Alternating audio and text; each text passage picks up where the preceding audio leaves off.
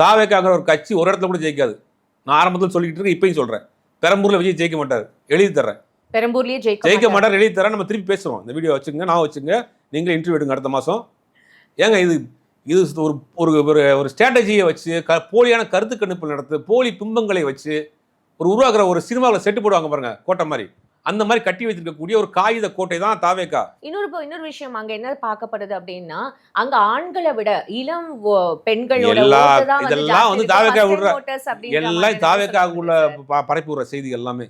தாவேக்காவால கொடுக்குற செய்தி எல்லாம் 30% இருக்கு, 20 கோடி பேர் அங்க இருக்கிறாங்க, 15 கோடி பேர் இங்க இருக்காங்க, அந்த எல்லா ஓட்டு எங்களுக்கு தான் எல்லாரும் சொல்லுவான். ஓட்டு போடுறது யாருக்கு? உனக்கு எதுக்கு நான் ஓட்டு போடுறேன்னு நான் சாமானிய மனிதனா இருக்கேன். விஜய்க்கு நான் நான் அதிமுக போட்டிருக்கேன், திமுக போட்டிருக்கேன், காங்கிரஸுக்கு போட்டிருக்கேன், கம்யூனிஸ்டுக்கு போட்டிருக்கேன், பிஜேபி கூட நீங்க போட்டிருக்கீங்க. சரியா? நடுவுல எதுக்கு சார்? ஏன்னா இப்ப விஜய்க்கு நான் போடணும் அப்படின்னு வர்றப்ப நான் எதுக்கு விஜய்க்கு போடணும்?